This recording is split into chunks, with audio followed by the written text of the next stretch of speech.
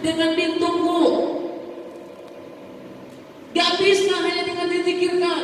Hidayah, hidayah, hidayah. Kira-kira dapat hidayah? Tidur di rumah, hidayah, hidayah. Dapat hidayah? Gak ada. Hidayah akan dapat ketika kita ada mujahadah. Apa mujahadah?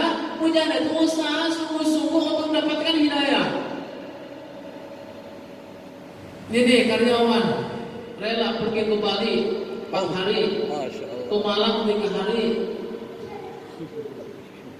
pergi pagi, pulang sore, diisuk ngeluk, kita sore ngeluk, kaki jadikan kepala, kepala jadikan kaki, banting tulang, tulang dibanting-banting, keras beringat, keringat diperas-peras. Untuk dapatkan apa?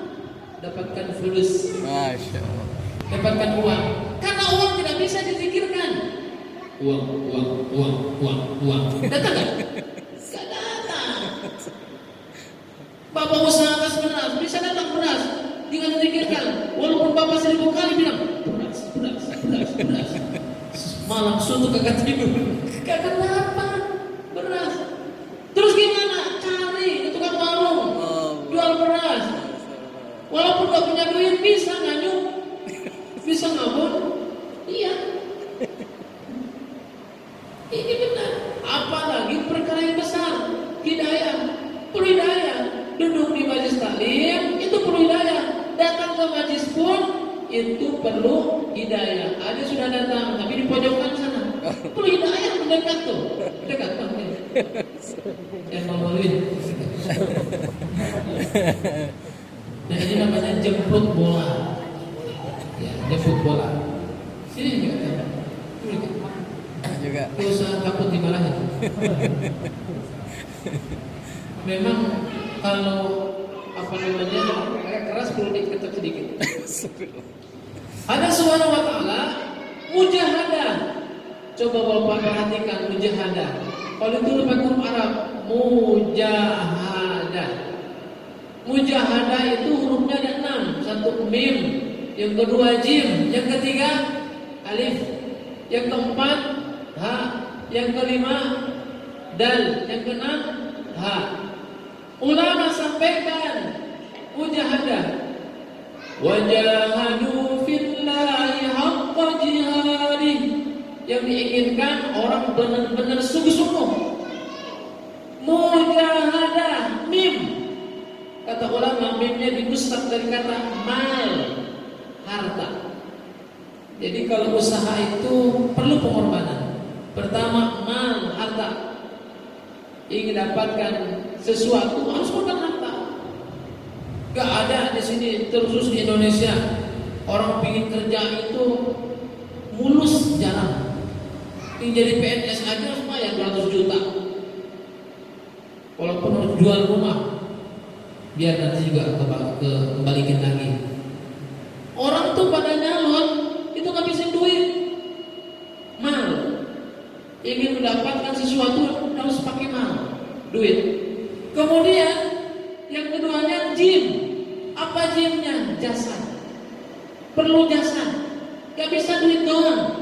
Harus terjun. Ya. Harus terjun. Harus ada jasa. Kemudian alifnya waktu. Maka harus korban harta, korban diri, korban waktu. Bapak-bapak pergi ke masjid, korbanin 3 ini enggak? Dikorbanin enggak? Korbanin. Yang tukang toko, tukang warung tinggalin tuh tokonya. Waktu ditinggalin. Ustaz mungkin mau sibuk ada tamu, tinggalin. Untuk dapatkan apa? Untuk dapatkan hidayah. Kemudian hanya apa? Hijrah. Korban harta diri waktu hijrah. Kalau mendapatkan sesuatu hijrah. Ingat gak bapak-bapak dulu ketika mau dapatkan apa namanya calon, ya, mantan pacar, dapatkan mantan pacar dulu kan kita juga usaha kudu mahugi lah, mahuginya itu ngasih sesuatu buat calon istri. Kemudian jauh hujan, tidak ditantangin. Hujan di payungan, leur diitekan, poek di oboran, korban. Kemudian waktu juga korban. Dia harus meluangkan waktu hijrah, pergi untuk dapatkan sesuatu.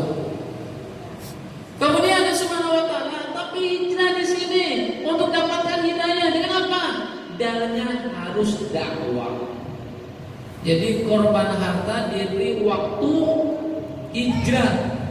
Perginya ini untuk dakwah, bukan untuk main-main, bukan untuk poya-poya, bukan, untuk dakwah. Baru terakhirnya kata Allah Subhanahu wa taala, hak terakhirnya baru dapat hidayah.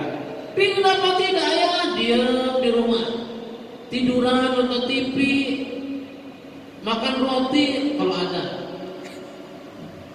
Di rumah gak ada apa-apa, tinggal di rumah, pengen dapat hidayah. Sampai kebelut puluhan orang yang jangan mau menang hidayah. Ya Ustaz ya. Ustaz mengerti. Jika belum puluhan orang yang jangan mau menang hidayah, tidak akan dapat hidayah kalau hanya tinggal di rumah. Maka di sini kita harus hijrah, pergi keluar, baru kita dapatkan hidayah.